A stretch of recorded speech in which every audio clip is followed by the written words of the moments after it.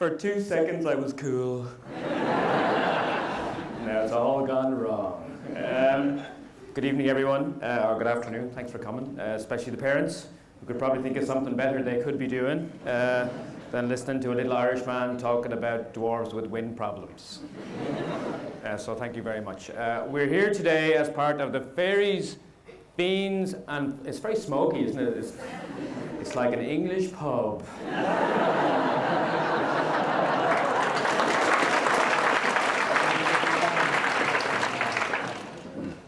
We're here today to talk about fairies, fiends, and flatulence. Now, I know many of the boys in our audience are here solely for the flatulence. And I have to break the news that there won't be any actual flatulence. Well, actually, I can see a few boys eating crisps, so there might be some flatulence. Maybe we'll attempt a Mexican wave later on. What I'm trying to do is I'm trying to go back into my own past and see where all these characters came from.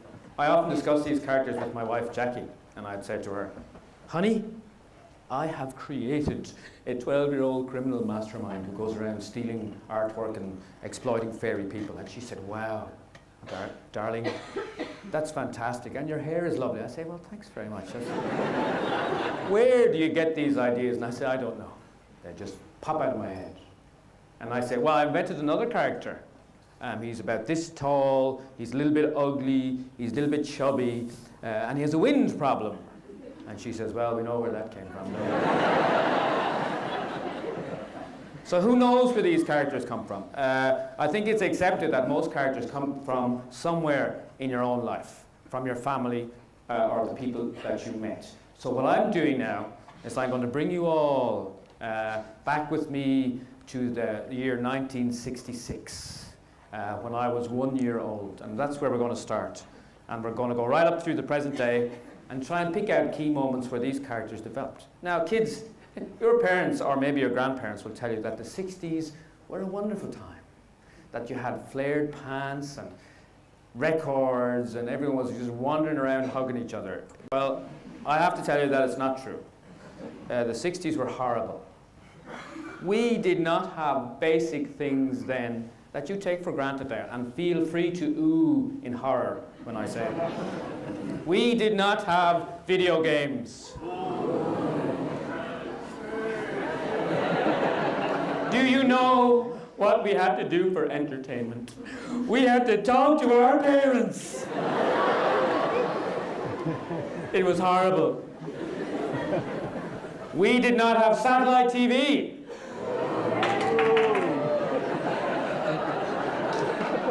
One conscientious person in the whole audience. We only had 2 channels in Ireland. We had RT1 and RT2. On RT1 was exclusively about the Bible. A man would be reading from the Bible, and the high point of the day was when he turned over the page. Sometimes he would turn over 2 pages together. Oh, we laughed. The other channel was exclusively about farming. And I don't mean exciting farming programs like Emmerdale. I mean actual, it was the first reality show, filming cows, cows on ice. No, it was just fellas filming cows and reporting on how the cows were doing. Oh, look at him now. That would be a big cow. This over here would be a slightly smaller cow, but he's cheeky. I like him. And that was it. Occasionally, the 2 channels would band together and they would have farming in the Bible. We did not have remote controls. You had to get out of your sofa and push the button yourself. What kind of crazy world is that? Actually, we did have a remote control. I was the first remote control in Ireland.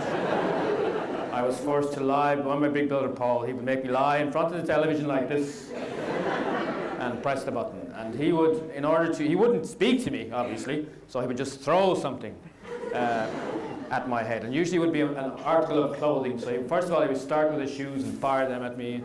And then if he got bored, he'd take his socks off, his pants, everything came off. It must have looked very strange at the end of the night, one shivering child on the couch and another very warm one on the floor. So anyway, we'll start with my brother Paul, and we shall go back to the year 1966, and here's the first photograph. Don't awe him! That's a monster! This is the one you awe! This is me, look! Look at that, the poor dumb smile like a cow going into the abattoir. Oh, we're going on a trip. I was bored in that field. I said to my brother Paul when I learned to talk, do I always have to wear the bag? And he said, yes, the government said that ugly people have to wear the bags on their heads. But you can lift it up when you're eating. So there I am. And I think that bag would be filled with beans that he's experimenting on me.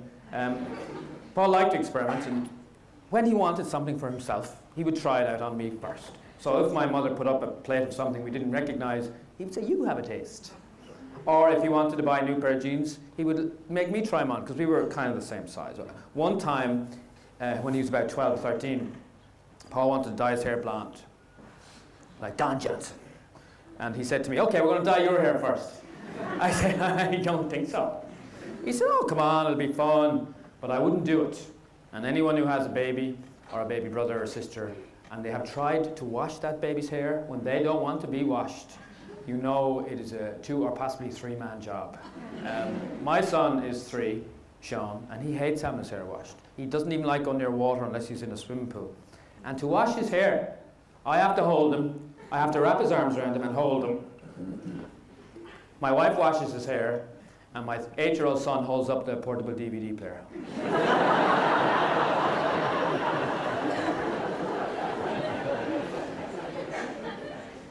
So Paul said to me, get in and put your head in the sink. I said, no, you can't make me. So he went away and he had to think about it. And he came up with a cunning plan.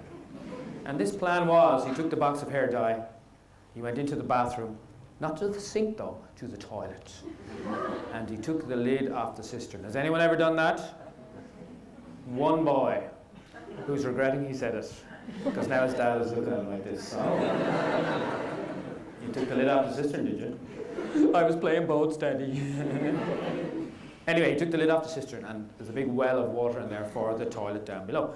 He opened up the box of hair dye, poured it in, stirred it around with his finger, licked his finger, put the lid back on. And then he came in to me, and now he's a clever fella. He knew if he said to me, put your head down in the toilet, I possibly wouldn't.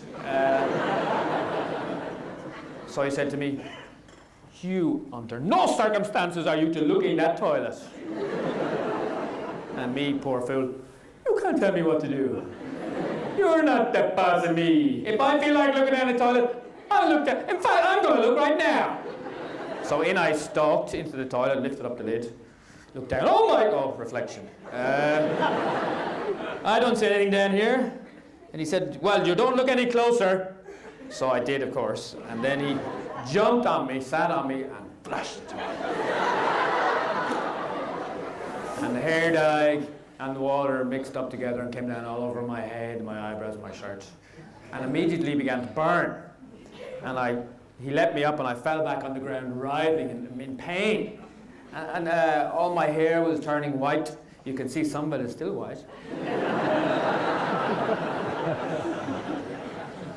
My eyebrows turned white and my shirt, top of my shirt turned white. And this shouldn't happen with hair dye. But what we didn't know was that was the day my mother had changed the bleach block in the toilet. And as I lay there screaming in pain and agony, my brother Paul leaned over me and he said, you know something? I don't think that would suit me. My son Finn, there's nothing funny about this. He's just a young boy enjoying himself in a swim pool. And behind him there is Disneyland. And I put this up because he loves to swim. He's like a little seal or a fish or something. And it reminds me of a good story. A couple of years ago, myself and my family and 2 other families were on holidays in France, and we clubbed together and we rented a villa. So there's about 10 kids around. And I'm lying by the pool reading Lord of the Rings. And I'm not talking to the kids. I mean, I'm on holidays. I know I want to talk to kids, especially not. I'm not talking to my kids, I'm not talking to theirs. No offense, kids. This one kid comes out. This kid's about 5 years old, maybe 6. And I'm not really paying much attention to him. And then he gets into his swimming togs, little yellow togs. He's a little skinny fella, like most 6-year-olds. And he puts on big blue goggles. And he gets in the water. And he's got a 6-year-old head, which is a little bit bigger, out of proportion, as 6-year-olds have. And he's got 6-year-old teeth, which means hardly any. And they're all pointed in different directions, the one that he does that. So he gets in the water, and I'm still not looking, I'm reading my Lord of the Rings. And then he gets out of the water, and he stands at the side of the pool, and he's shivering. Normal. So far, nothing's wrong. I happen to look over, and I see this guy with the wet hair and the big blue things and shivering in the teeth. And I said, oh my God. And my wife is beside me. She says, what? I said, look at that kid. She said, what? I said, don't tell me you don't see it. She said, what? I pick up my Lord of the Rings. I said, look. He looks exactly like Gollum. And she said, you better not tease that child. I said, well, what are you talking about, honey? So I started to tease him immediately. Oh, you have to, don't you? Come on. So we were out in the town, in a little village, and a French lady would walk by with her poodle. And I would say, hey, kid, come here. I said, did you see the dog? And the kid would say, yeah. And I would say, isn't it precious? And I would crack up laughing, and nobody knew. That was the good thing about that tease. I wasn't saying anything wrong. It was a precious dog. What's the problem? So I kept this up for a couple of years, and then... No, for about a week. But then I blew it one day. I went too far. And I was watching my DVD, Lord of the Rings, and Gollum came on. I froze it. Big screen, big Gollum head. And the kid comes in from the pool. I had to wait for about 2 hours for the kid to come in. And I said, hey, kid, come here. And he's a little innocent, thinking, yeah. I said, have you looked in the mirror lately? And his mother caught me. So it was a big fight. I had to buy 2 bottles of perfume and some champagne to get out of it. And, but he got me back. The kid got me back. Because he had a swimming tube, a rubber tube, with a drinks holder. And he would lounge in this every day. And I couldn't get one. They were out of them in the shop, and they wouldn't have me in for 2 weeks. And I was disgusted because I wanted to go. It looked so fantastic. You're lying in the pool. You can splash water on yourself. Read your book. So I said to the kid, I said, hey, kid, can I go on the tube? And he said, no, it's too precious.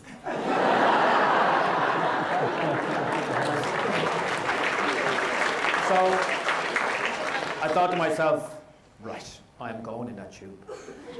So I waited until the kid's mother took him shopping, and I got my Lord of the Rings, and I got myself a can of, let's say, Pepsi, and I said to my wife, I'm going in the tube. She said, don't do it. The kid's going to come back, he'll freak. I said, I don't care. I'm older than him and slightly more mature. So I got in the tube, and I was reading my book, and put on my glasses, and had my sun cream on, and it was great. It was just as good as I imagined. And I was meant to stay there for 5 minutes, but I fell asleep. And I nodded off, and the book fell on my chest. Often when I do that, my wife says, you're asleep. I said, no, I'm plotting my next book.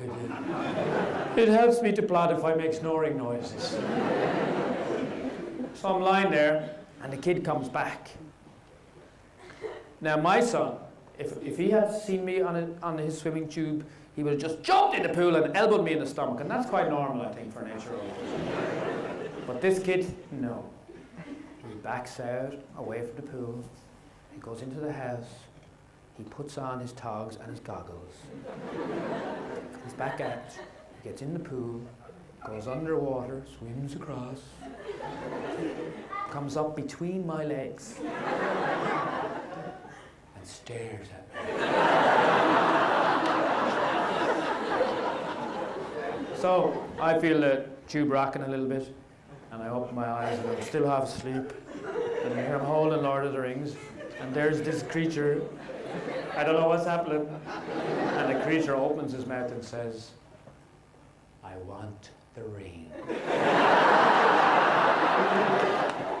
Now, getting an apartment is not as easy as it seems. You have to have someone to share it with, preferably a wife, which I managed to get after a long time. a few bribes.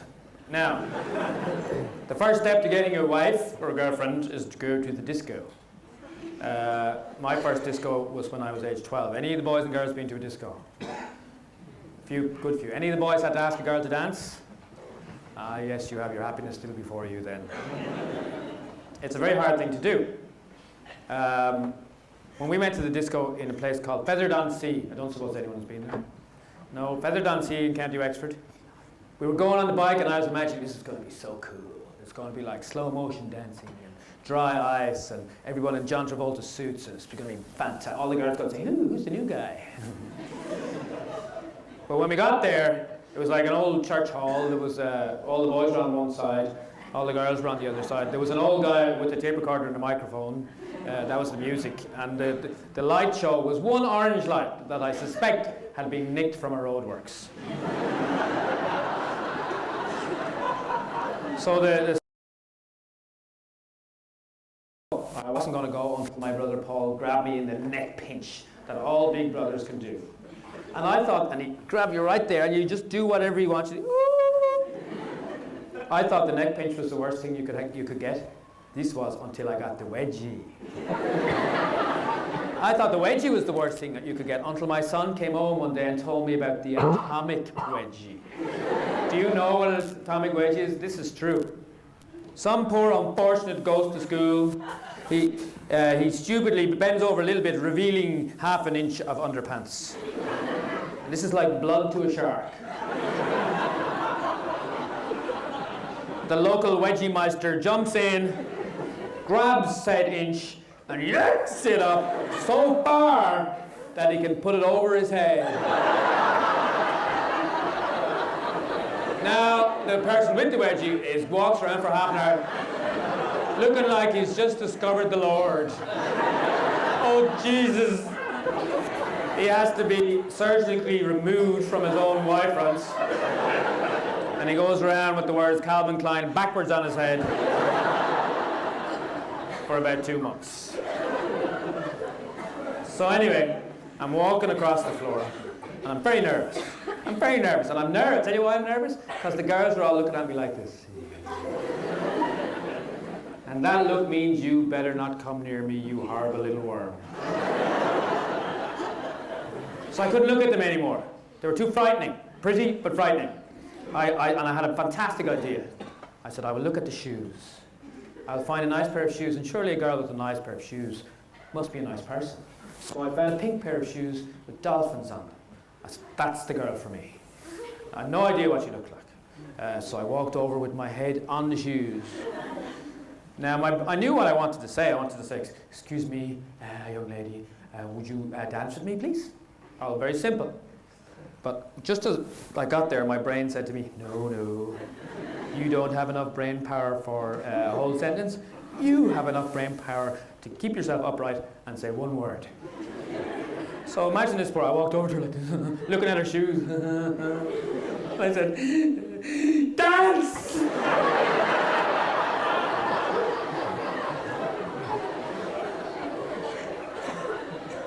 And she looked down at me and she said the immortal words, I only dance with humans. At which stage I slinked off into the boys' bathroom and hid in there for 14 years. Thank you very much.